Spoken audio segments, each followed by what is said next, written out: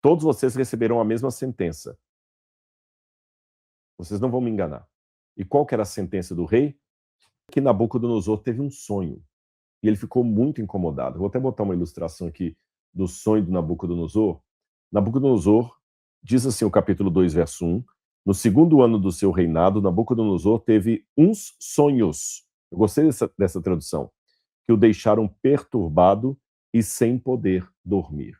Uns sonhos. Assim está na parte aramaica do livro, na parte hebraica, depois que virou aramaico, do livro de Daniel. Uns sonhos. Então, dá a entender que não foi apenas um sonho de uma noite. Várias noites, Nabucodonosor tinha uma espécie de pesadelo com algo que o deixava muito aflito, mas Nabucodonosor, quando acordava, não se lembrava o que ele tinha sonhado. Naquela época, os reis davam muita importância aos sonhos que eles tinham, porque acreditava-se, não somente na Babilônia, mas também no Egito, em outros países como os hititas, era o seguinte: o rei é também uma espécie de sacerdote. Ele é a ponte entre os deuses e nós. No Egito era mais sério, porque o faraó era o próprio deus Ra encarnado. Então, ou o rei era um deus, ou ele era uma ponte entre os humanos e esse deus. A Babilônia não tinha Nabucodonosor como um deus, mas como um intermediário. Se o rei tivesse bons sonhos, era prosperidade para toda a nação. Se o rei tivesse maus sonhos, era tragédia para toda a nação. Então, o sucesso e a garantia do país dependiam dos sonhos do rei.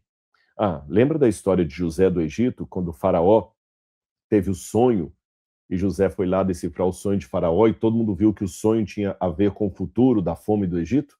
Pois é, aconteceu isso com Nabucodonosor.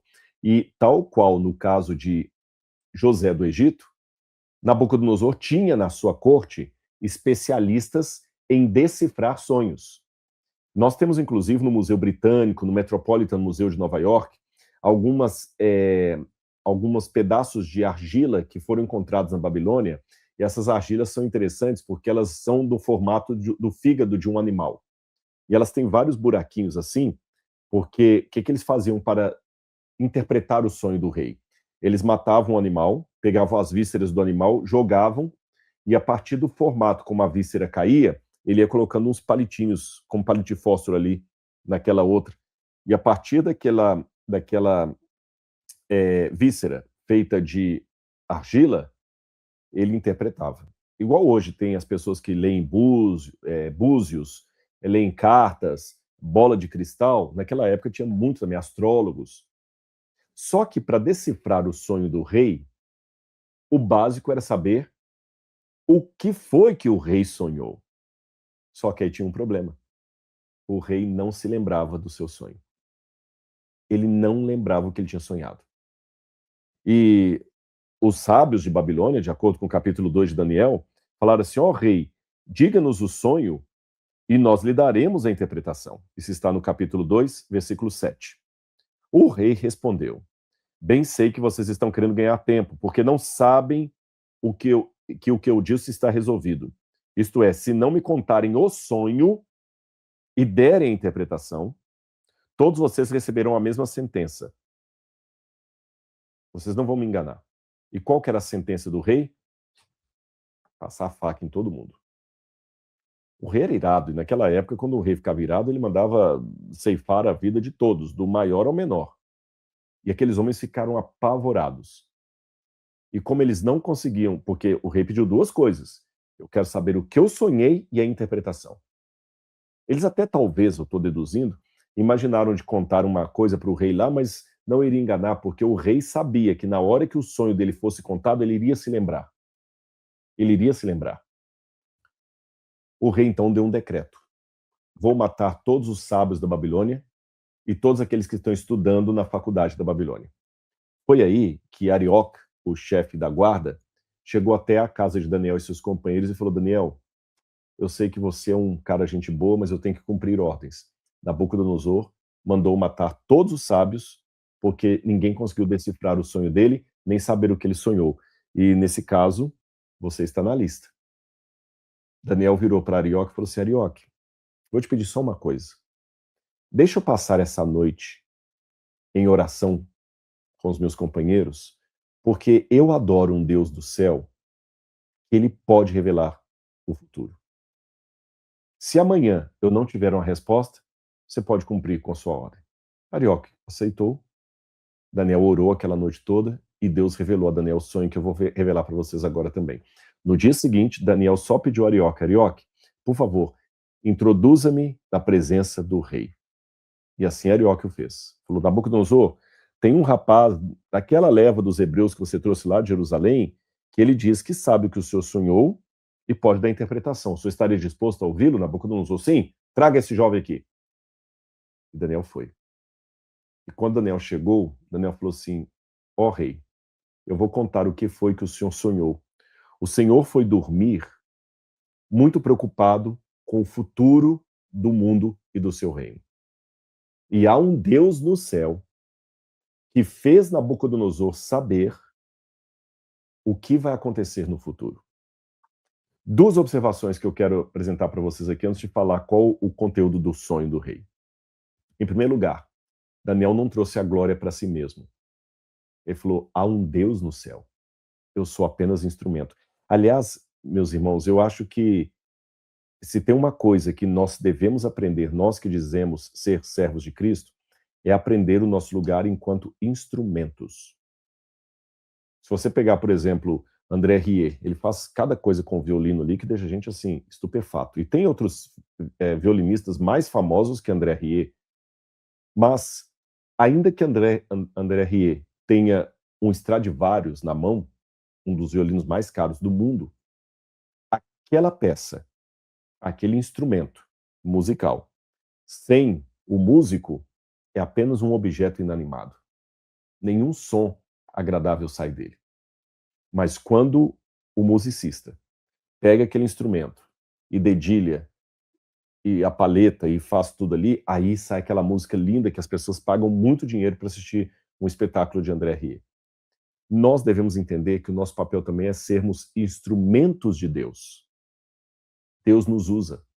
Sem o Espírito Santo atuando em nós somos apenas um objeto no canto.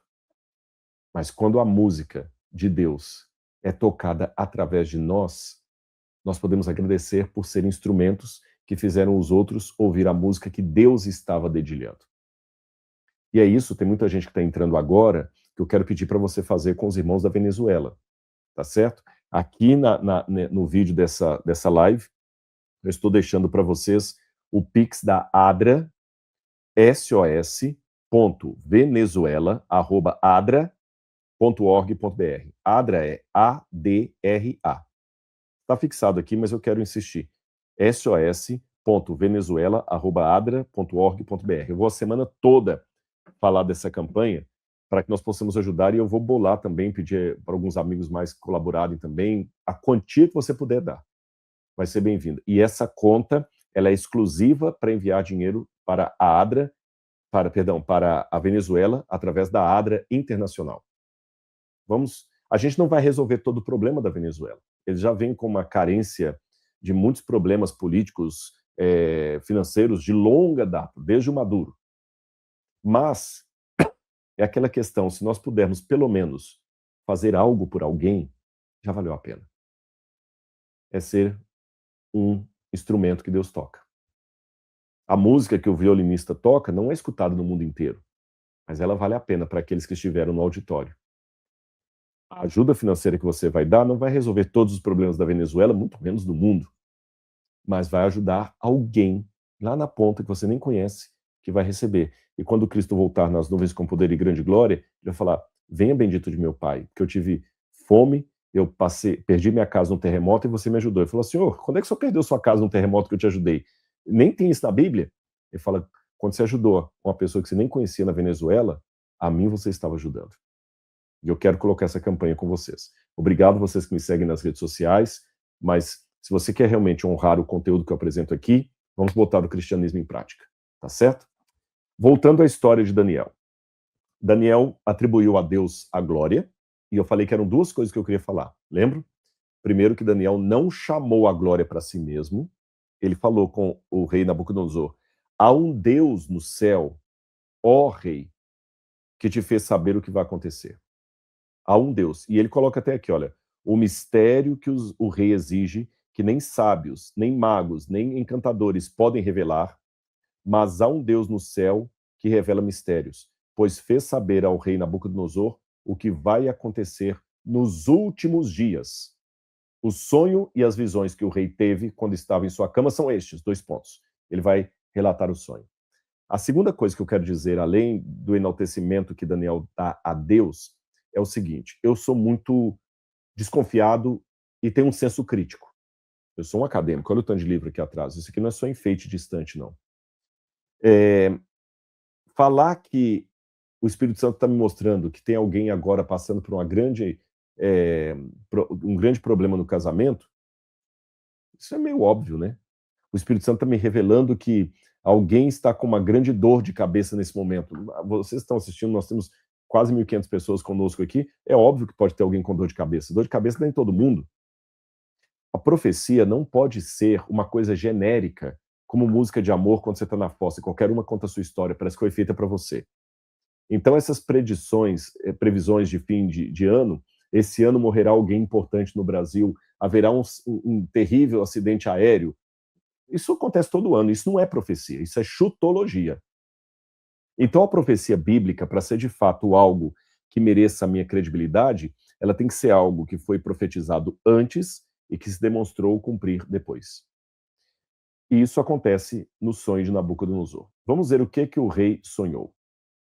Daniel disse assim: Rei, o senhor estava em seus sonhos da noite, quando o senhor viu uma grande estátua de vários metais. A cabeça dessa estátua era de ouro puro. O peito e os braços dessa estátua eram de prata. O quadril e o baixo ventre eram de bronze. E as pernas eram feitas de ferro. E os pés da estátua eram em parte em ferro, em parte em barro. E dá quase para imaginar, enquanto Daniel ia descrevendo a estátua do rei, Nabucodonosor assim, foi isso mesmo, foi isso que eu sonhei. Realmente o seu Deus, Daniel, está revelando o sonho. E Daniel falou, teve mais. Ao final do seu sonho, veio uma pedra cortada de uma montanha, sem auxílio de mãos. Essa pedra bateu nos pés da estátua, feriu a estátua, esmiuçou a estátua em milhares de partes, e essa pedra encheu a terra. Nabucodonosor falou, exatamente, foi isso o que eu sonhei. Agora, Daniel, o que significa esse sonho? Daniel, numa segunda parte do capítulo 2 de seu livro, passa agora a explicar para Nabucodonosor o significado de cada uma das partes daquela estátua. E antes de continuar, deixe-me até dizer para vocês, eu já preparei um vídeo que vai ao ar daqui a umas 2 semanas, que eu falo também de outra profecia de Daniel, onde ele acertou até a época que o Messias iria nascer. E Daniel é um livro tão assim forte do ponto de vista profético, que ele convenceu homens da estirpe intelectual de Isaac Newton e Blaise Pascal. Sabia que Isaac Newton houve um estudo agora sobre os manuscritos de Isaac Newton e descobriram que ele escreveu aproximadamente 4 milhões de palavras. Isaac Newton escreveu muito. Só que desses 4 milhões de palavras que Isaac Newton escreveu, 3 milhões eram só sobre as profecias bíblicas e 1 milhão sobre matemática. Parece que Isaac Newton ficou mais impressionado com as profecias do que com a lei da gravidade. Interessante, não é? Muito interessante. Bom, qual é o significado? E tem um artigo científico que eu escrevi também, porque essas profecias de Daniel, não somente essa de hoje, mas a que eu vou apresentar para você mais à frente, numa outra segunda-feira, ela é tão forte que muitos críticos da Bíblia, para negar a profecia, sabe o que eles falam? Daniel é vou falar em latim, fica mais bonito, vaticinium ex eventum, ou seja, é uma profecia feita depois que ocorreu. Eles falam que Daniel foi escrito não na época da Babilônia, mas lá na época dos gregos e tudo mais,